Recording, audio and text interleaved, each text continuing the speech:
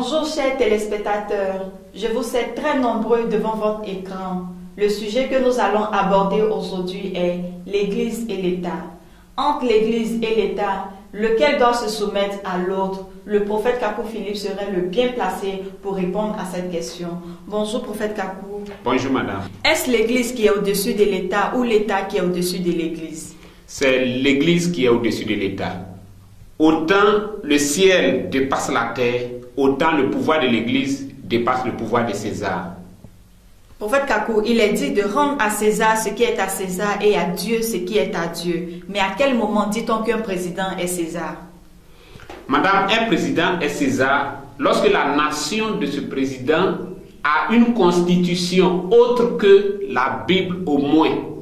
Ainsi, toutes les nations de la terre, y compris Israël, se trouvent entre les mains de Satan et leurs dirigeants sont des Césars. Mais prophète Kakou, est-ce que César signifie forcément le diable? Constantin a dirigé le concile de Nicée. Il y a eu des Césars qui ont rendu de grands services aux élus. Il y a le roi Jacques qui a offert la Bible King James à l'humanité. Madame, ce n'est pas seulement le roi Jacques et la Bible King James. Il y a eu aussi la tour de Babel avec Nimrod. Il y a eu aussi la statue d'or avec Nebuchadnezzar. Et il y a beaucoup d'autres exemples. Nous avons en Afrique Houphouët-Boigny avec la basilique. Chaque roi a cherché toujours à marquer la terre, à marquer son existence avant de quitter la terre. Ainsi, le roi Jacques a eu cette initiative de faire écrire une Bible en son nom. C'est simplement cela. Maintenant, comment la Bible King James est née? Le roi Jacques a rassemblé plus de 47 savants auxquels il faut ajouter des rabbins juifs avec les meilleurs manuscrits. Et alors, ces savants et rabbins ont été repartis en 3 groupes. Un groupe à l'université de Cambridge, un groupe à l'université de Oxford et un autre groupe à Westminster. Et alors, chaque groupe maintenant était reparti en 2 sous-groupes.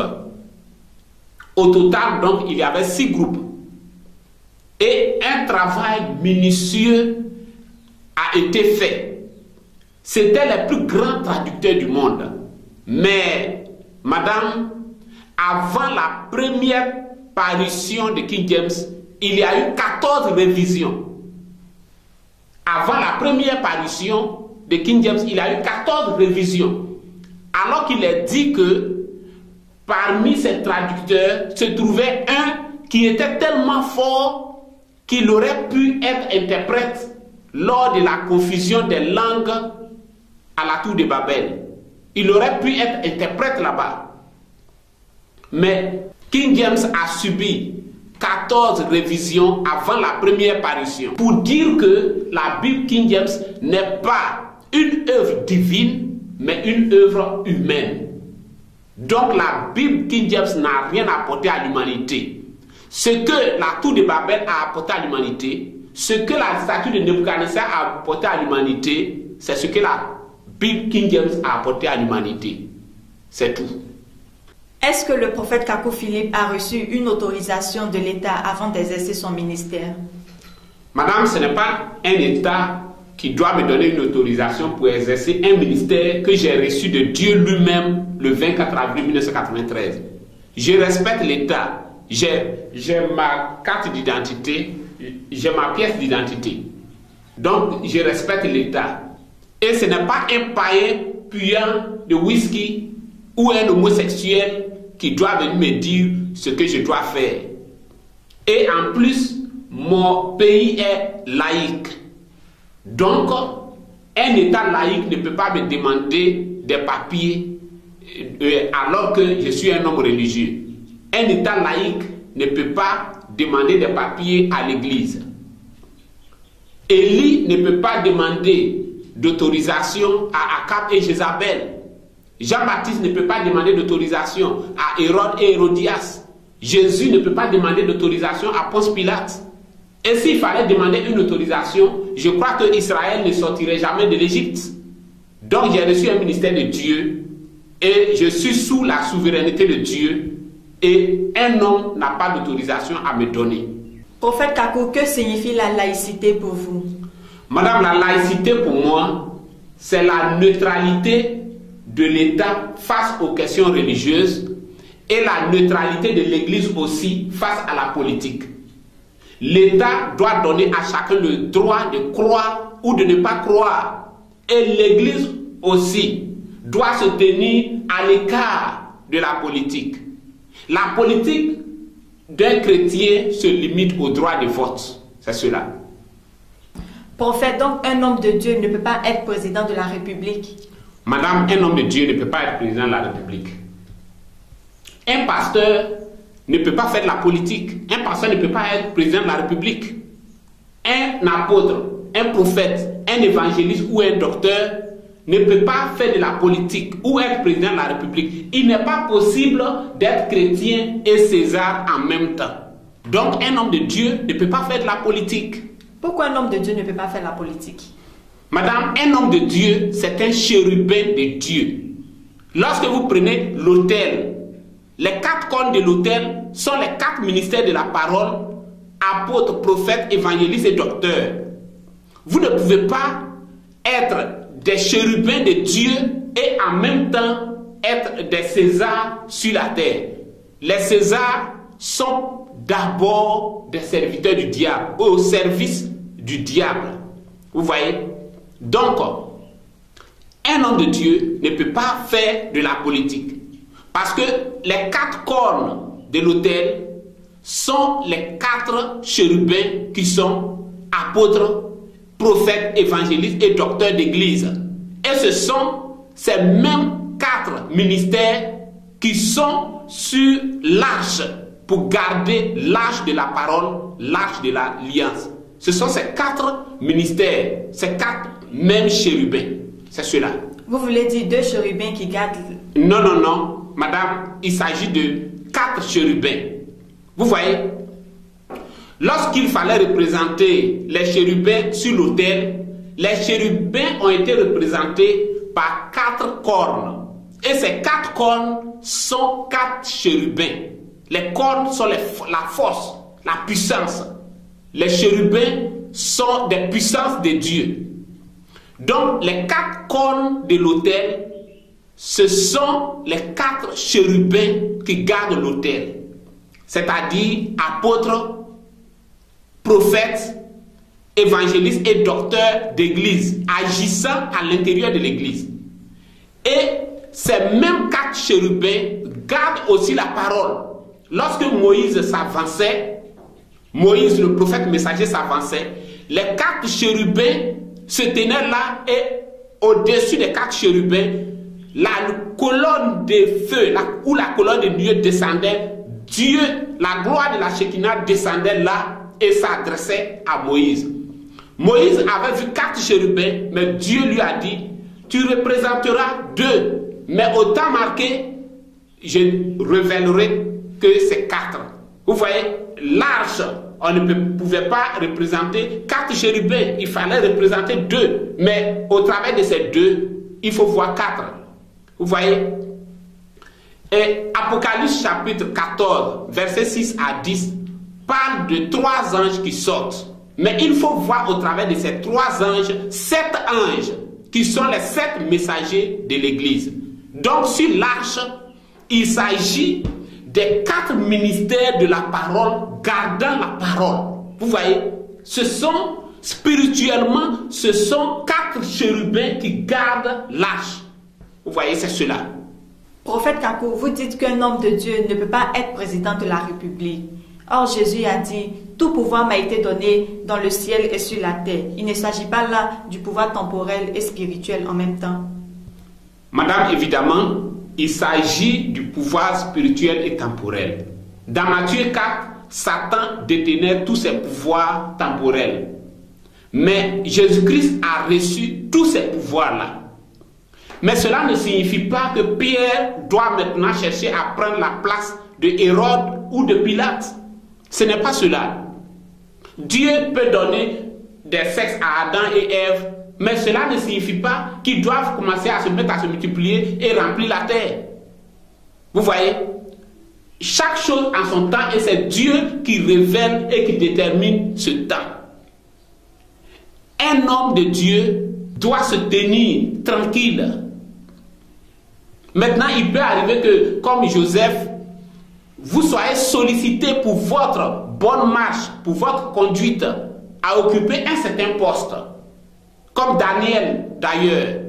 Mais vous ne pouvez pas entrer dans des compétitions de politique et chercher à prendre la place de Hérode ou Pilate ou de l'empereur de Rome. Parce que Jésus a dit, tout pouvoir m'a été donné. Alors qu'est-ce que nous attendons? Nous devons prendre ce pouvoir. C'est diabolique d'agir ainsi. Un homme de Dieu ne peut pas faire cela.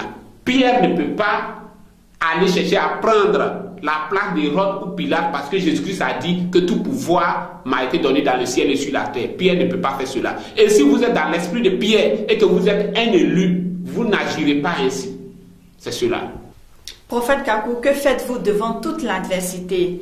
Un seul pasteur du nom de David Paul Moïse a réalisé 11 vidéos contre vous. Il y a beaucoup d'autres vidéos contre vous. Je vous invite à suivre un petit extrait. Il y a un démon, c'est Jésus. Après, il n'y a pas quelqu'un. Quand moi j'étais couché mort, ils n'ont pas dit le nom de Kakou Philippe. Ils ont dit Jésus-Christ de Nazareth, lève-toi. Après Jésus, il n'y a personne. Jésus-Christ de Nazareth. La Bible est claire. Dans Jésus, la Bible dit qu'en son temps, après cela, je répondais de mon esprit sur tout ça. Vos fils et vos filles prophétiseront. On n'a pas dit, on a dit le nom de Kakou Philippe.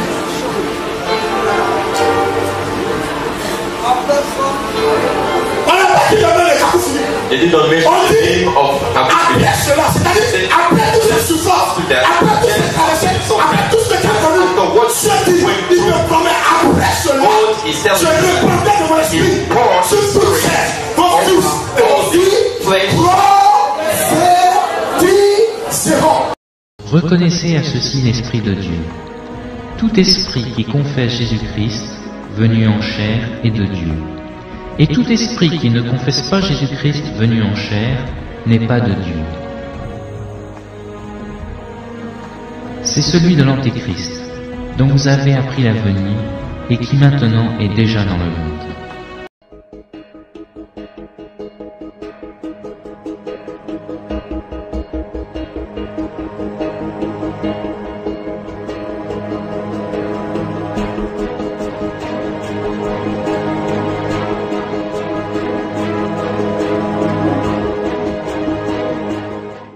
Tu n'écouteras pas les paroles de ce prophète ou de ce songeur, car c'est Dieu qui te met à l'épreuve pour savoir si vous allez suivre Dieu, sa parole, ou bien les paroles de ce faux prophète ou de ce songeur. Dans Deutéronome chapitre 13, Dieu nous a avertis et il nous dit une chose, de ne pas les craindre. Puisqu'ils n'ont pas voulu recevoir la vérité, le Seigneur leur a envoyé une puissance d'égarement.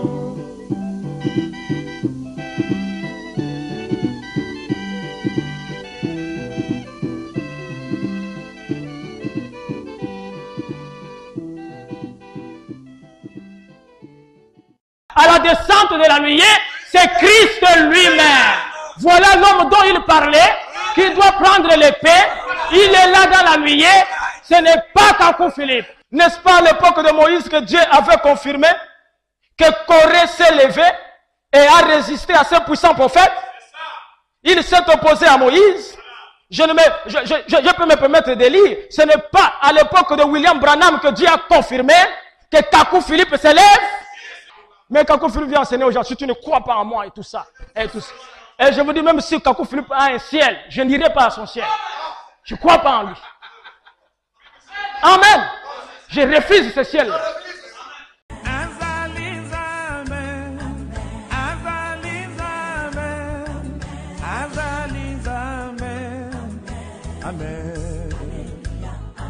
Comme bon est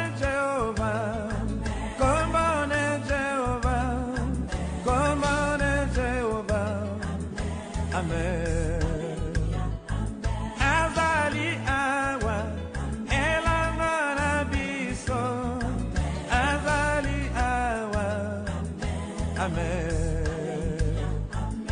Alléluia, Amen.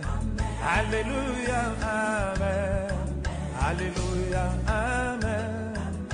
Amen.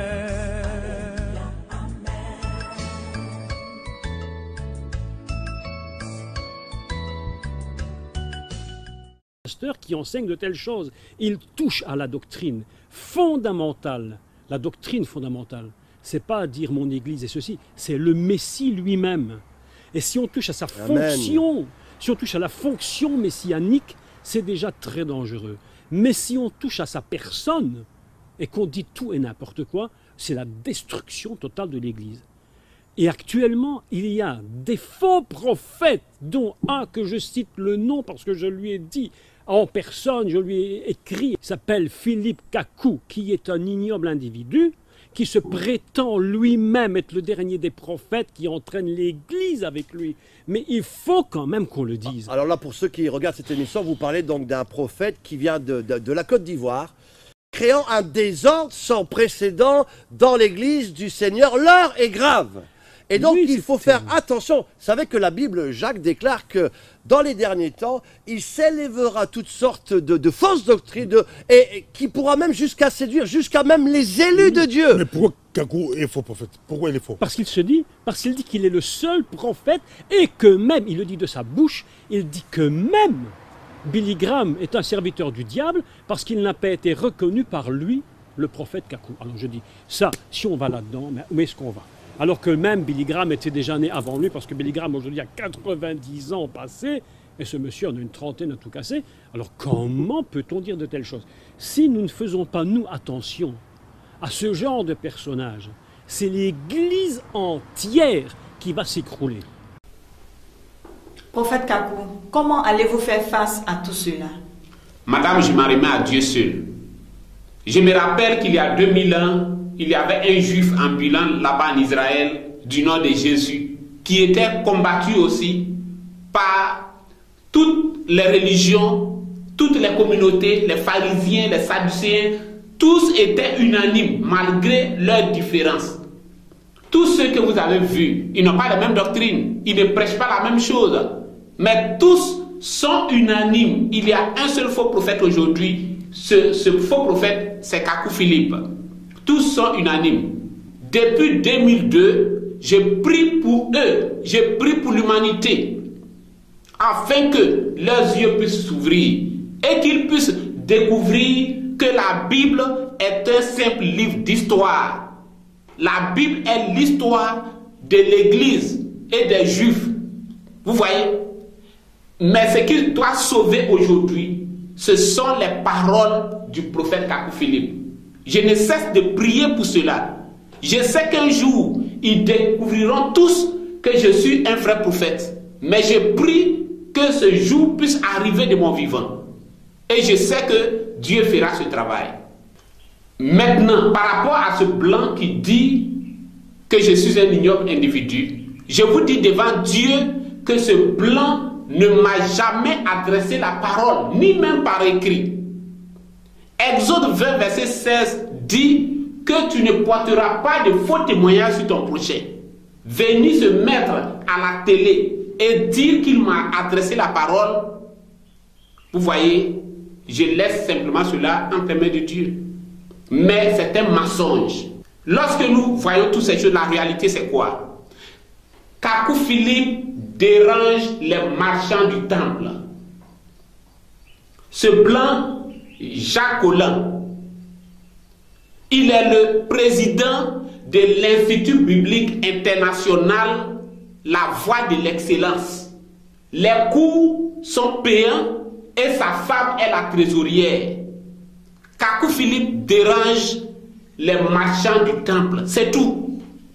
L'autre blanc qui est à côté, à gauche, le bishop Claudio Agostini, c'est un marchand du temple.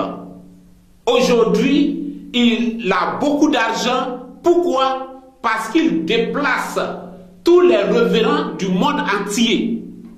Il est l'ami personnel de Benny Hinn, Maurice Cerullo, Carlos Anacondia. Il les a fait venir en Belgique. Kakou Philippe dérange les marchands du temple. Et un jour, l'humanité va comprendre cela.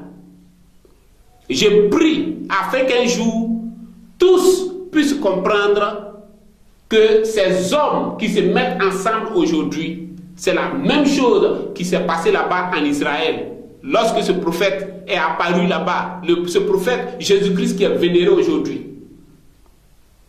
Et de tout temps, c'est ce qui s'est passé. Lorsqu'un prophète apparaissait, tous les autres sacrificateurs et prophètes se mettaient ensemble contre ce prophète. Et c'est ce qui est en train de se passer. Mais je prie pour eux. Prophète Kakou, certains prophètes pasteurs vous attaquent dans d'autres langues, par exemple en espagnol, portugais. Que faites-vous face à cela? Je vous invite à suivre un élément. Y en nuestros días, cuando Dios envió a su profeta, William Branham, en el siglo XX, nuestra generación no es la excepción de estos imitadores. Satanás ha levantado dos imitadores mundiales, dos falsos profetas para confundir al pueblo cristiano y para traer blasfemia sobre la sana doctrina. El diablo ha levantado al puertorriqueño William Soto Santiago y al africano Kaku Philip en Costa de Marfil. Dos falsos profetas, ambos no contradicen el mensaje de la hora, el mensaje de Dios, solo lo tuercen para conveniencia, beneficiándose ambos de la revelación que recibió el reverendo William Branham. La lista de herejías que predican estos dos varones es larga. Ambos coinciden en que, según ellos, son los mensajeros que vendrían después del séptimo mensajero. Ellos se adjudican el título del octavo mensajero. Por cierto, no se necesita ser un hombre que conozca con profundidad las Sagradas Escrituras para detectar las herejías de estos falsos profetas. Por darles un ejemplo, en las enseñanzas del profeta Kaku Philip, él afirma que hay que quemar las Biblias debido a que fueron teólogos los que escribieron algunas traducciones y que dichas traducciones son peligrosas, aunque no todas. Sí dice que ciertas versiones de la Biblia que circulan en el cristianismo no deben de ser leídas, por tanto deben de ser quemadas. Prophète, est-ce que vous avez compris ce qu'il a dit? Je ne sais pas, je ne sais même pas dans quelle langue il a parlé. Comment vous allez réagir face à cela? Madame, le Dieu Tout-Puissant qui m'a envoyé le 24 avril 1993 le connaît et sait ce qu'il a dit. Et là où il s'est tenu pour dire ces choses, le prophète Kaku Philip sera prêché là. C'est cela. Prophète Kaku, il y a une question des téléspectateurs. Est-ce qu'un homme de Dieu peut avoir 2 ou 3 ministères en même temps? Madame, un homme de Dieu ne peut pas avoir 2 ou 3 ministères. Un apôtre reste un apôtre, un prophète reste un prophète, un évangéliste reste un évangéliste, un docteur reste un docteur. Le ministère de prophète correspond à l'aigle. Le ministère d'évangéliste correspond au veau, parce que l'évangéliste sort en sacrifice au milieu de nous. Le ministère d'apôtre correspond au lion. Et il y a l'animal à la face d'homme aussi. Donc il s'agit bien de 4 ministères, comme je l'ai toujours enseigné par la révélation que j'ai reçue le 24 avril 1993. Maintenant, imaginez-vous, lorsque ces personnes se tiennent à la télé et disent qu'un homme de Dieu peut avoir 2 ou 3 ministères. C'est leur propre imagination. Mais si vous n'avez pas de révélation, vous n'êtes pas des prophètes, et qu'on vous pose une question, dites que vous n'avez pas la réponse. Dites que vous ne savez pas. Lorsque vous enseignez votre imagination, si cette imagination est fausse, alors vous induisez les gens en erreur. Vous n'avez pas de révélation, vous n'êtes pas prophète. On vous pose une question, comme vous êtes assis en veste, vous voyez que votre honneur est en jeu, vous dites qu'un homme de Dieu peut avoir 3 ou 4 ministères. Un homme de Dieu ne peut pas avoir 2 ou 3 ministères. Vous voyez, par exemple, l'apôtre, c'est le lion. Et le veau, c'est l'évangéliste. Maintenant, imaginez-vous le veau. Un veau qui est en même temps, vous voyez, un veau qui est en même temps un lion. C'est-à-dire qu'un évangéliste qui est en même temps un apôtre. C'est-à-dire que ce veau a des griffes. Ou bien alors, cet aigle, au lieu de pousser des plumes, puisqu'il est en même temps aigle, et aussi il est veau, il est aigle et il pousse la laine, il ne pourra pas s'envoler. Les gens prêchent leur imagination, ils n'ont pas de révélation. C'est le prophète Kakou Philippe qui doit leur dire ce qu'ils doivent aller dire à la télé. Comme ils refusent, ils se rendent ridicules sur des chaînes et il n'y a personne pour leur dire que ce qu'ils disent, c'est la fausseté. Tout ce qu'ils disent, tout ce qu'ils enseignent, c'est de la fausseté. Un enfant de Dieu n'est pas un porc, il ne mange pas de n'importe quoi. Vous voyez, un enfant de Dieu reçoit la révélation prophétique que Dieu donne aux prophètes messagers en son temps. Lorsque les gens ne veulent pas accepter la notion de prophète, la seule façon pour qu'il y ait l'unanimité, la droite ligne et la marche d'un seul pas, c'est le prophète. Dieu est unique dans le ciel, son église est unique sur la terre et sa bouche est unique et c'est le prophète messager. En dehors du prophète Kakou Philippe, tout ce que vous attendez à la télé, sur internet et partout, ce sont des imaginations d'hommes. Un homme ne peut pas avoir deux ministères. Un homme ne peut pas être lion et aigle ou lion et veau. C'est un monstre. Vous voyez, un homme ne peut pas avoir deux ministères. C'est la révélation prophétique du prophète de cette génération. Et en dehors de cela, c'est le diable. Donc un apôtre reste un apôtre. Il peut faire l'œuvre d'évangéliste, mais il reste un apôtre. Un prophète reste un prophète. Il peut faire l'œuvre d'évangéliste, mais il reste un prophète. C'est cela. Il y a un bishop qui dit avoir fait beaucoup de miracles que vous. Que dites-vous de cela? Madame, ce n'est pas un bishop qui prie pour mes fidèles. J'ai fait des miracles confirmés par la médecine. Faire des miracles, c'est un don. C'est le don des miracles qui permet d'opérer des miracles. C'est le don de guérison qui permet d'opérer des guérisons. Et un don, ce n'est pas un ministère. Faire des miracles, ce n'est pas un ministère. Je prends un exemple. Vous êtes journaliste. Le journalisme, c'est votre ministère, c'est votre fonction. Maintenant, vous pouvez avoir une belle voix et les gens peuvent dire que, oh, cette journaliste a une belle voix, je veux suivre ses émissions. Je l'apprécie pour sa belle voix. La belle voix, c'est un don. Mais le ministère, c'est le journalisme. Ça veut dire quoi? Ça veut dire que tous ceux ou celles qui ont de belles voix ne sont pas journalistes. Vous voyez? Il ne s'agit pas d'avoir un don de guérison et vous avez un ministère. Ce n'est pas la même chose. Un don, un féticheur traditionnel peut opérer des guérisons et des miracles. Un catholique peut opérer des guérisons et des miracles. Une femme peut opérer des guérisons et des miracles. Tout le monde peut le faire. Le diable, tout le monde peut le faire. Mais le ministère vient de Dieu et c'est différent. Vous voyez, ce n'est pas la même chose. Tout le monde fait le miracle, mais c'est différent du ministère. C'est cela. Quelle est donc la différence entre un don et un ministère? Madame, comme je suis en train de l'expliquer, le don, c'est ce qui attire vers le ministère. C'est l'appât vers le ministère. Maintenant, si vous avez un don de guérison et que ce don de guérison attire le monde vers vous, vous devez avoir la parole maintenant, la parole de votre temps. Si vous n'avez pas la parole, cela signifie que vous servez simplement le diable. Donc, le don est différent du ministère.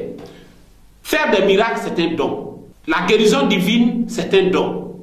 Mais évangéliste, docteur, prophète, apôtre, ce sont des ministères.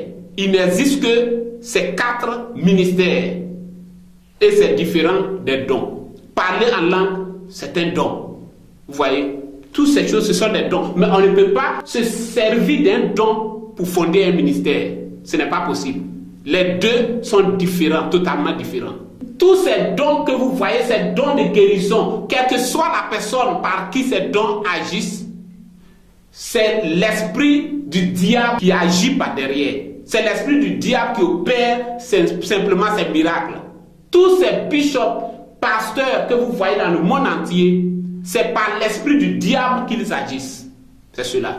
Mais prophète, nous voyons dans la Bible Balaam qui agissait contre Israël, mais sur lui était l'esprit de Dieu. Madame Balaam agissait contre Israël, mais Balaam agissait par rapport à la parole de Dieu. Balaam pouvait faire 7 autels, 7 taureaux, ainsi de suite. C'était conforme à la parole. Et dans toutes les positions où Balaam se plaçait, Balaam voyait que ce peuple était le peuple de Dieu. Ce peuple était Israël, le peuple béni de Dieu. Même dans son égarement, Balaam voyait que Moïse était le véritable prophète de Dieu.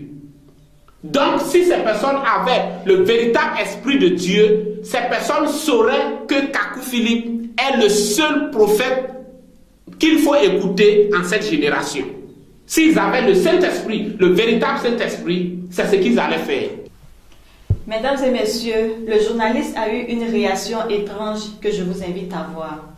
Évangélique, j'ai entendu il y a quelques jours des pasteurs qui disent que la Bible n'est pas un livre d'autorité totale, que ce n'est qu'un livre d'histoire et de géographie, et qu'il manque dans la Bible des livres, et ils vont même jusqu'à dire que le livre qu'eux ont écrit devrait se trouver dans la Bible, parce que la Bible n'est pas le livre sur lequel on peut se fier.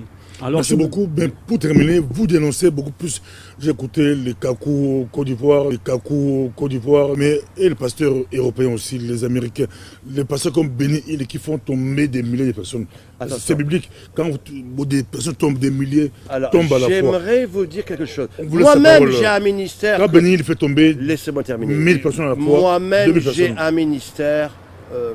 Qu'on appelle de puissance. Dans des grandes réunions que je fais, les gens tombent par centaines, par milliers. Je l'ai vu à plusieurs reprises. C'est biblique.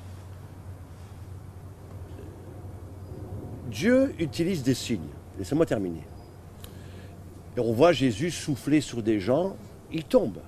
L'or qui tombait, moi je l'ai vu, j'ai expérimenté toutes ces choses-là, ça fait quand même 30 ans que au Mexique, je suis arrivé, des milliers de gens, dès que je suis arrivé, sont tombés, c'est l'onction de Dieu. C'est biblique. Prophète Kakou, par rapport à cette vidéo et en conclusion pour l'interview, que dites-vous? Madame, en conclusion, cela me rappelle Jérémie chapitre 26. Jérémie chapitre 26, versets 7 à 8. Alors que les sacrificateurs et les prophètes combattaient Jérémie, cherchaient la mort de Jérémie, soulevaient le peuple contre Jérémie, quelque chose va se passer. Les princes montent alors de Juda et vont à la maison de l'Éternel. Et lorsque les princes sont arrivés, ils ont demandé ce qui se passait. Et les sacrificateurs et les prophètes ont dit au prince que Jérémie mérite la mort. N'eût été l'intervention des princes, Jérémie mourrait. Mais les princes ont dit, non, Jérémie ne mérite pas la mort. Et je crois qu'un jour, l'humanité va arriver là. Les prophètes, les bishops, les pasteurs, les apôtres, tous ceux-là disent que Kakou Philippe est un faux prophète. Mais un jour, l'humanité va poser cette question de savoir pourquoi Kakou Philippe est un faux prophète. Pourquoi? Les sacrificateurs et les prophètes ont dit au peuple qu'en matière de foi, c'est à nous qu'il faut s'adresser pour avoir des conseils. S'il y avait une maladie ou une épidémie, c'est à des médecins qu'il fallait s'adresser pour savoir ce qu'il faut faire. Mais en matière de foi, c'est à nous, les sacrificateurs et les prophètes, qu'il faut s'adresser. Et tous unanimement, nous avons conclu que ce Jérémie est un faux prophète. Les princes ont dit pourquoi Jérémie est un faux prophète. Cette fois, nous voulons comprendre. Et les princes ont dit, que nous nous souvenons, par exemple, du prophète Ésaïe. Les sacrificateurs et les prophètes du temps d'Ésaïe ont soulevé Israël contre Ésaïe. Et Ésaïe a été tué, scié à morceaux. Ils ont dit, nous nous souvenons aussi de Michée le Morachite. Les sacrificateurs et les prophètes, de façon unanime, avaient soulevé le peuple contre Michée. Et nous nous souvenons aussi de Uri, fils de Shemaïa. Et ce Uri avait eu peur parce que tous étaient unanimes contre lui. Et Uri a fui et est parti en Égypte. Mais il est dit que le roi Joachim a envoyé les sacrificateurs en Égypte pour aller faire sortir Uri. Et ils sont allés, ils ont dit que ce prophète est un faux prophète. Tous en Israël, tous les prophètes et les sacrificateurs, tous sont unanimes que cet homme trouble l'église. Comme Akab là-bas. Akab dit que Élie trouble Israël. Si nous ne faisons rien, c'est tout Israël, c'est toute la sacrificature qui va s'écrouler. Et Élie avait pris la fuite. C'était la même chose pour chaque prophète. Lorsque nous prenons le cas de Élisée, les sacrificateurs et les prophètes du temps d'Élisée montraient au peuple que le malheur d'Israël, c'était Élisée. En sorte que même les enfants ne respectaient pas Élisée. Quand Élisée passait, les enfants sortaient en masse et criaient « Vieux chauve, vieux chauve, vieux chauve ». Personne ne respectait Élisée. C'était la même chose. Les princes ont dit que cette fois-ci, nous ne pouvons pas accepter cela. Vous avez toujours été unanime et après, il se trouve que le seul contre qui vous êtes est le vrai prophète. Vous ne nous avez jamais conduits dans la vérité. Nous ne comprenons pas que vous avez des doctrines différentes. Tel est président d'école pastorale qui n'enseigne pas les mêmes doctrines que tel autre. Tel ne peut pas être pasteur dans telle autre église. Vous ne pouvez pas prendre la Sainte Seine, vous les assemblées de Dieu, chez les baptistes. Quel Saint-Esprit avez-vous? Le Saint-Esprit ne se contredit pas. Matthieu, Marc, Luc et Jean ont écrit les évangiles, ils ne se contredisent pas. Matthieu peut dire quelque chose que Luc ne dit pas, mais ils ne se contrediront pas. Quel est ce Saint-Esprit contradictoire que vous avez? Et vous faites des miracles ensemble, vous prophétisez ensemble, vous faites toutes ces choses. Nous ne pouvons pas accepter cela cette fois-ci. Pourquoi Jérémie est un faux prophète?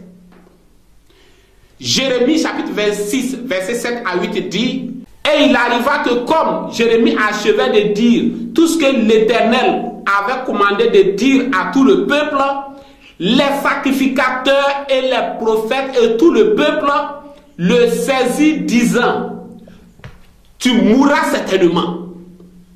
Les sacrificateurs et les prophètes et tout le peuple, vous voyez déjà, les sacrificateurs et les prophètes ont monté le peuple contre Jérémie. Et les sacrificateurs et les prophètes et le peuple ont saisi Jérémie, disant: tu mourras certainement. Et lorsque les princes ont appris cela en Juda, le verset 10 dit que: et les princes de Juda entendirent ces choses, et ils montèrent de la maison du roi à la maison de l'Éternel. Vous voyez? Les princes dirent aux sacrificateurs et aux prophètes: cet homme ne mérite pas la mort. C'est un passage extraordinaire. Les sacrificateurs et les prophètes, censés diriger Israël, censés conduire Israël, c'est eux qui peuvent éclairer Israël. Mais ils avaient tellement induit Israël en erreur que cette fois, les princes ne voulaient pas accepter cela. C'est comme s'il y avait une épidémie et les médecins se mettaient à chercher une solution et quelqu'un qui n'est pas médecin arrive et dit: ce que vous faites, ce n'est pas cela. Ce n'est pas possible. Et c'est ce qui s'est passé en Israël. Les princes se tenaient là et les sacrificateurs se tenaient là. avec les rouleaux des prophètes, avec les rouleaux de Moïse. Ils avaient des morceaux de Torah attachés comme ça au front. Ils avaient attachés ici. Ils étaient dans leur tenue. Ainsi de suite. Et les prophètes aussi se tenaient là. Et les princes ont dit à ces sacrificateurs et à ces prophètes, vous nous avez tellement induits en erreur que nous voyons que cet homme ne mérite pas la mort. Les princes ont dit aux sacrificateurs, depuis 2000 ans, vous nous répétez les mêmes choses. Moïse, Moïse, Moïse, Jésus, Jésus, Jésus. Les mêmes chansons. Cet homme n'est pas un faux prophète. Les princes avaient remarqué que c'était la même scène de tout temps. Un seul homme opposé à toute la sacrificature et à tous les prophètes.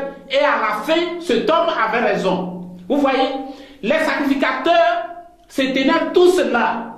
Les grands rabbins des Sadducéens étaient là. Les grands rabbins des hellénistes étaient là, des Esséniens, des pharisiens, des Sadducéens, tous ceux-là se tenaient là. Et les princes disaient, cette fois, nous ne pouvons pas accepter cela. Vous voyez, c'est la même chose aujourd'hui. C'est comme si les prêtres et les pasteurs catholiques, protestants, évangéliques et branhamistes se tenaient là. Tous les dirigeants évangéliques, tous les bishops, archibishops, tous les prophètes de la terre se tenaient là pour dire que Kakou Philippe était un faux prophète. Mais les princes pouvaient se lever et le même Dieu peut susciter aujourd'hui encore ces princes. Et quelqu'un qui est assis dans son bureau trouvera que cet homme n'est pas un faux prophète. Quelqu'un qui est assis à la maison chez lui trouvera que cet homme n'est pas un faux prophète. Tout le monde, tous ceux qui sont censés dire que c'est un vrai prophète ne comprenaient pas. Les sacrificateurs ne comprenaient pas. Les prophètes ne comprenaient pas. Ceux qui les dirigeaient ne comprenaient pas. Mais les princes voyaient que cet homme était un vrai prophète. Et c'est ce qui va se passer aujourd'hui. Le même Dieu va ouvrir l'esprit de ses enfants pour comprendre que cet homme est un vrai prophète. Et des journalistes, vous voyez, des hommes, des politiciens, des ministres, des présidents, des hommes de toutes sortes. Dieu va susciter des hommes de toutes sortes pour voir que cet homme est un vrai prophète. Vous voyez, le même Dieu est vivant. Alors que les pasteurs et les prophètes et tous ceux qui vous dirigent aujourd'hui disent que je suis un faux prophète, mais Dieu est capable de susciter ceux qui ont les cœurs disposés, ceux qui cherchent la face de Dieu pour comprendre que je suis un vrai prophète. Et cela va arriver pareillement parce que Dieu est vivant. Et je prie pour l'humanité. Un jour, l'humanité va comprendre que cet homme, Kakou Philippe, n'est pas un faux prophète. Vous voyez? C'est cela, madame. Merci à vous, prophète Kakou, d'avoir répondu à notre appel. Merci, chers téléspectateurs, de nous avoir suivis. Le thème était l'Église et l'État. Je vous donne rendez-vous pour très bientôt avec un nouveau thème. Bye.